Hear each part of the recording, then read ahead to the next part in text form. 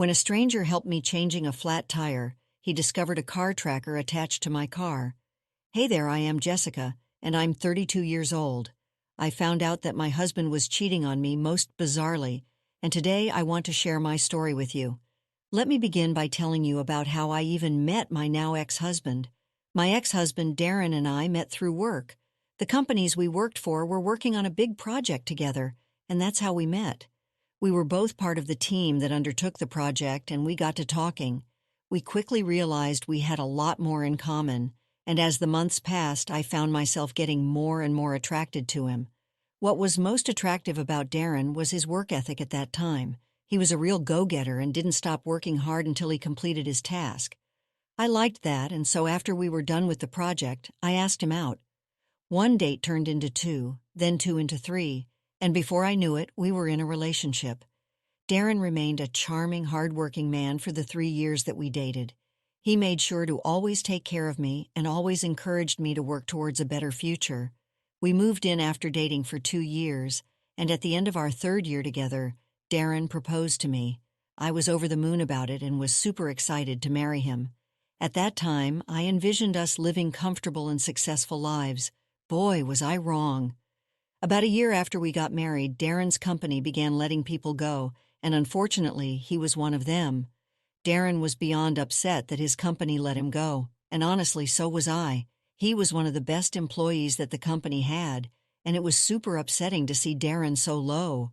However, the two of us decided that it would be best for Darren to take 3 to 4 months off of work to recuperate from the loss of a job and find his motivation to work again. At that point, I was the only one paying for everything. Darren had money saved up, but by the time we hit the 4th month, his savings were barely there. While I didn't have an issue picking up the bills, the biggest one being the mortgage on the house that I had purchased before Darren and I got together, I did have an issue with Darren lounging around at home all day and doing nothing but playing his video games. Darren would promise me every day that he'd look for a job, but he never did.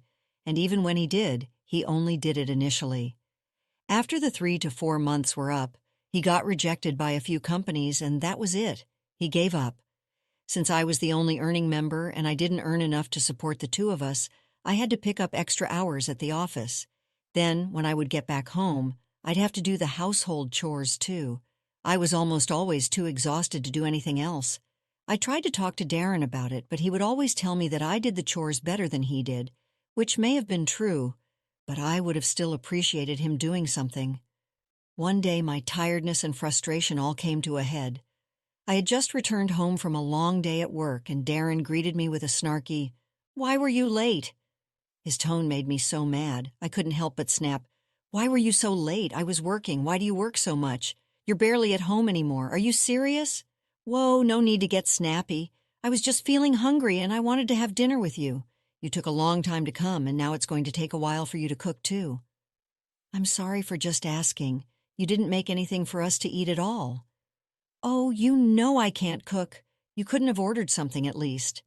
"I didn't know what you'd want to eat." "You have got to be kidding me right now. Why are you getting so worked up?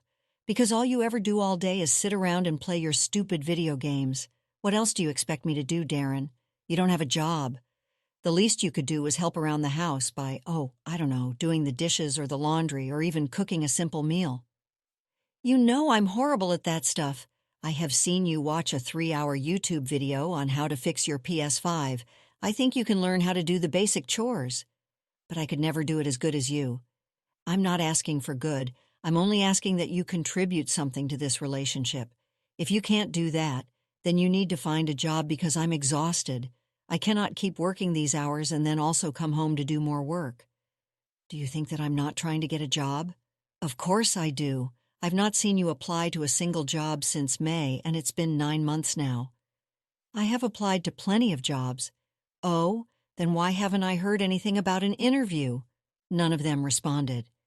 "If you'd been religiously applying to a lot of jobs these last 9 months, you're telling me that not a single one of them has responded to you? Are you accusing me of lying to you?" "Maybe I am." "Why don't you prove me wrong? I don't have to prove squat to you. As my wife, you're supposed to have absolute trust in me." "Oh yeah? Then as my husband, you're supposed to help me pay the bills. You're impossible. Why do you always have to have a problem with everything? And why do you always have to nag me? Because unless I nag you, you never get anything done. I feel like I'm your mother with the way that I have to constantly tell you to get things done. Do you not think that it's getting exhausting for me, too? Maybe if you stopped nagging me so much, you wouldn't be that exhausted. You know what? You're all right. I'm going to stop nagging you. I can't spend the night here. I'm going to figure your dinner out. I was honestly fuming. I couldn't stand the entitled behavior, and I needed space to breathe. So I went over to my best friend Miranda's house, and I stayed with her for a few days. After that, Darren tried his best to get in contact with me, and eventually I gave in. After a long talk, Darren promised me that he would be more helpful around the house and that he would start looking for more jobs. That promise of his lasted 2 months. After that, my sister came back into my life. Now, let me tell you a little bit about my sister Lily. Lily and I never had a close relationship. She was always mean to me, and even though she was younger, I was kind of terrified of her. Nothing made me happier than to move out of my parents' home because that meant living away from her. After I moved out, I barely ever spoke to her or even saw her. She didn't even attend my wedding, but I was happy with that. But then she showed up at my house unannounced one day. She told me that she had been doing some self-reflection and that she was sorry for the way she treated me before. I forgave her and we began to repair our relationship. But more than her and I bonding, Darren and Lily quickly became the best of friends. Both of them loved the same video games, and Lily would often come over every day to play them with him. It didn't seem strange to me at all at the time. To me, it was a good thing because my sister and husband were getting along really well. Plus, she and I were beginning to get very close, too, since she almost practically lived at my house anyway. For the next year or so, all three of us spent a lot of time together. And as much as I wanted to be happy about it, I couldn't bring myself to be. Keep in mind that Darren was still very unemployed at this point. Whenever I would bring it up, Lily would shut me down and tell me that Darren was going through a rough patch. Of course, it peeved me that she was taking his side, but I didn't mind because he was at least not taunting me with remarks about me being late. The house was almost always a mess because Darren and Lily would eat like pigs and toss food wrappers all around and then never clean up after themselves. I was now tasked with cleaning up after 2 people instead of 1. I was reaching my breaking point, so I called my best friend Miranda and asked her if she was free to meet me one weekend. I knew I needed to get away from Darren and Lily and talk about what I was feeling. Miranda agreed to meet me the following weekend, and I was happy to finally meet someone other than my husband and sister. However, on my way to the cafe where I was supposed to meet Miranda, I ended up getting a flat tire. I almost broke down crying right there, but I gathered myself together and got out. I tried to change the tire, but I couldn't figure out how to set the jack up. I must have stood outside in the blazing heat for around 15 minutes before a kind stranger walked up to me and offered help. "Do you need help with that?" Yes. I can't seem to figure out where exactly the jack goes here." "Let me help you out with that. My name's Fred, by the way." "Thank you so much, Fred. I don't know what I would have done without you. I'm Jessica, by the way." Well, it wouldn't be very gentlemanly of me if I just let a woman struggle with a flat tire by the side of the road. "That's very sweet of you. Are you from around this town?" "Not really. I mean, I was born and raised here until I was about 7, and then I moved. I only came back for this amazing job opportunity." "Me too, the job opportunity portion only. I wasn't born here. I'm sorry, I'm so awkward. I'm just kind of embarrassed that I was struggling so hard. I mean, you're doing it with so much ease." "There's nothing to be embarrassed about. I mean, if I'm being fully honest here, I didn't know how to change a tire until a year ago." "No way, but you're so natural with this." "I know it sounds insane, but it took a little practice, and I guess I'm pretty good at this. I would get some practice, too, if I had flat tires more often, say. I don't mean to be too creepy or anything, but do you want to maybe get a coffee with me sometime?" "That's a very sweet offer, but I'm married." "Oh, that's too bad." "Oh, what happened? I guess I asked you too soon about that coffee. If I had just waited a few seconds longer, I would have seen this GPS tracker and backed off." "GPS tracker? I didn't know that was there." "You didn't? Then I guess your husband put it in your car when you weren't aware." "Oh my gosh, this is even more embarrassing." "I wouldn't say that. Don't worry about it too much. It should be criminal how easy it is to stalk someone these days, in my opinion. You should just have a word about this with your husband. Yeah, I probably will. Anyways, you're all done. Thank you so much again, Fred. I owe you one. How about you buy me a coffee, but only as friends? Here's my card. Text me whenever. Sure thing. While I was grateful that someone was there to help me out, I couldn't help but think about what the GPS tracker was doing on my car. I couldn't reason out an excuse for Darren to put it on my car at all. I tried to think of when he could have put it on my car, especially since we each have our cars and very rarely drive each other's cars. The only thing that came to mind was the day he told me that he was going to get my car serviced a year ago, which I found very odd because he was always adamant about me doing that by myself. I couldn't dwell on my thoughts for too long because I reached the cafe. I was a little late and Miranda was already seated inside. I rushed in and greeted her. "Hello, I'm here. Where were you?" I was honestly beginning to panic. "I know, I'm so sorry. I got a flat tire and I was struggling to change it. Thankfully, this nice stranger helped me out." "Oh, was he cute?" "Cut it out, Miranda. I'm married. You know, I love you, but I do not approve of Darren. I mean, the man lost his job years ago, and he's just mooching off of you at this point." Yeah, but speaking of Darren, I found something odd." "What do you mean?" "When the stranger, his name is Fred, was helping me change my tire, he found a GPS tracker hidden behind the tire." "What?" "Yeah, I mean, do you think it's odd? Because I, for one, sure did not put a tracker on my car. That only leaves Darren. Do you think it's odd, sweetie? That's beyond worrisome. You need to get to the bottom of this." "Okay, so I should talk to him about this, right?" "No, absolutely not. If you confront him about this directly, he'll lie to you. You need to figure out why he needed to put the tracker on you in the first place." "Maybe because he wanted to make sure I was safe, or also that I wasn't lying about where I was going, which is pretty bad. But he's never needed to know my whereabouts before. He barely even asks me where I'm going." "Yeah, maybe he needs to know your location because he's hiding something from you, like an affair." "Please, that's the last thing he would do. He barely gets out of the house, and the only other woman he talks to is my sister." "Wait, why is your sister at your house when you're not there?" "They like to game together, so whenever she's done with work, she comes over." "That doesn't sound odd to you, especially now?" "I don't want to think about them that way. They're the closest people to me, along with you, of course. They would never, right?" "We can't say for sure right now, so why don't you make a plan about it?" "What do I even do?" "How about you park your car at work on Monday, and then take a taxi back home to see what he's up to?" "This feels wrong. I mean, if nothing is happening, I'll feel horrible." "Hey, you're just ruling possibilities out. If you find nothing, which for your sake I hope you don't, then you can just confront Darren about this." "You're right, I'll do that. Now, I'm exhausted. Let's get some coffee, shall we?" I did not want to think of anything happening between Darren and Lily. I mean, why would they do something so horrible to me? I had been nothing but kind to both of them, so there should have been no reason to go behind my back that way. But over the weekend, the more I thought about why Darren would place a tracker on my car, the more I realized that there just weren't enough reasons to justify it. Darren had stopped caring about my whereabouts altogether, and even if he wanted to make sure I was safe, why would he need to hide the fact that he was putting a tracker on my car from me? There was no reasonable explanation at all. When Monday came around, I was anxious to get to the bottom of it all. I called in sick at work and got myself a taxi back home. When I got back home, I noticed that Lily's car was in the driveway. You need to understand that I leave for work at around 8 o'clock in the morning, and at 9 a.m., Lily's car is in my driveway. I always assumed that she came over only during the afternoons, but clearly that was not the case. I walked into the house with my heart pounding.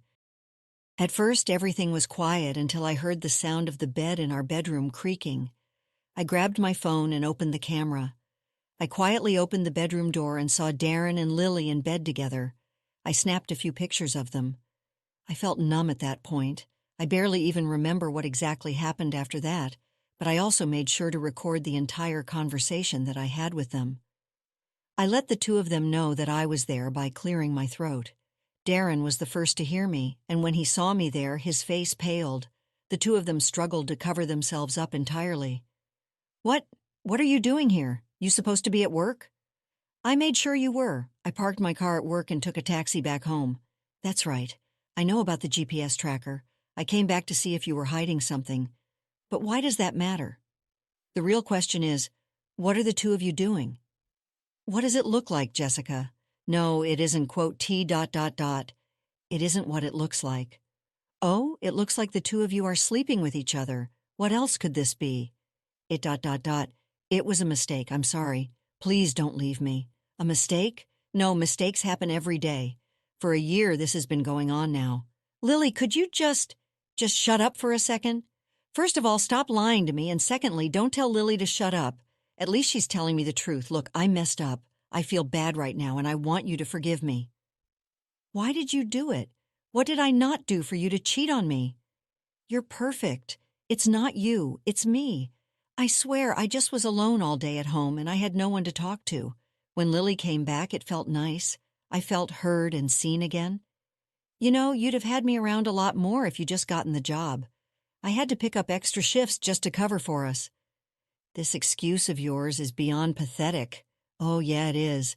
He's never stopped talking about how boring you are and how you're not as pretty as me, not to mention how old you've gotten. Laura, wow. Darren, you're a disgusting man, and you, Lily, I know we've had our ups and downs, but I never expected this from you. I don't know what I did to make you hate me this much, but I'm sure whatever it was not enough for you to sleep with my husband. Both of you are disgusting, vile human beings. I want nothing to do with either of you anymore. Fine by me. And for the record, you've always gotten whatever you wanted. You were always favored by Mom and Dad. The only place I excelled in that you didn't was the dating scene, and it's not my fault that your pathetic husband couldn't keep it in his pants. You broke my marriage because you were jealous. That's pathetic. You can go ahead and leave now, Jessica. Please don't leave me. I'm begging you. I promise I'll get a job. Save it. I can barely look at you right now because all I want to do is punch you, so get out of my sight now. My heart felt like it was shattered. I don't know how I held myself up without sobbing, but I managed to do that until both Darren and Lily left. I couldn't believe that my husband and my sister were sleeping together for a year after all I did for Darren. This is what I got in return. And Lily, I thought we were finally getting better, but she was only there to sleep with my husband. She just came to me so she could ruin my life yet again. I updated Miranda about everything that happened, and she was over at my house in a jiffy. She stayed with me until I was no longer spontaneously weeping, and then also helped me find a good divorce lawyer. It was a great thing that Darren and I hadn't had any kids because this was the last thing I'd want them to go through. Darren kept trying to contact me and get me to forgive him, but I refused to listen to him. We had thankfully signed prenuptial agreements before getting married, so there was no issue about the division of assets. My only issue was that Darren refused to sign the divorce papers. I'm just super lucky that I live in a state where if your spouse doesn't respond to the papers, it becomes a no-fault divorce, and the judge gets to approve or disapprove of the divorce with the evidence I had against Darren for his infidelity and his neglect. The judge barely had to think before approving my divorce. Darren had unwittingly sped up the process of our divorce. It wasn't until 2 months later that he even realized that we were divorced. The only way he found out was because his mother called me to ask me how I could be so crappy to him. I asked her what she meant, and she informed me that Darren had told her that I had been financially abusing Darren and that I had been bringing multiple men home because I thought Darren was not good enough. Of course, I was enraged, and I told her the truth and informed her that we'd been divorced already. I sent her the proof of Darren's affair as well. Let's just say that was not a good thing for Darren. He showed up at my door 3 days later looking miserable. "What are you doing here? Did you take pictures of Lily and me that day?" "Whoa, why are you asking me that?" "Because my parents found out, and now they've kicked me out of the house." "Oh, yeah, I did. I initially was not going to, but then I found out that you've been telling them that I accused you of cheating on me, and then did not believe you when you told me otherwise. I had to defend my honor, so I sent them the picture." "What is wrong with you? I have no house and no money to go anywhere. Oh, you should have thought of that before you cheated on me with my sister." "I told you that I felt sorry for what I did." "Feeling sorry doesn't erase what you did. You are the only one to blame for where you are right now." "Fine, but I'm moving back in here." "No, you're not. I have nowhere to go." Do you not feel an ounce of sympathy or pity for me? Why should I? I was the one that worked my butt off to provide for both of us. I barely slept for 2 years just so we could have food on our plates. I sacrificed everything to give us a comfortable life. And all for what? For you to cheat on me? Did you care about me when you were sleeping with my sister? You put a tracking device on my car, for crying out loud. It was a mistake. No, that was not a mistake. Do you know what was a mistake, though? I trust you. Me covering for you for years when you didn't have a job. I should have left you as soon as I realized that you were never actually going to look for another job. I was a stupid fool for doing that, but now I've learned from my mistake, and I'm not letting you back into my life ever again. You can't just throw away a 6-year relationship like that. Come on, everybody makes some mistakes. I promise I won't do this again. Please, just let me live here until I get back on my feet. I promise I'll look for a job. It's been 3 months since we finalized a divorce, and you still haven't found a job. I don't see any reason to believe you now. Get off my property. I'm tired from work and I don't want to deal with you. Figure your things out by yourself. Goodbye.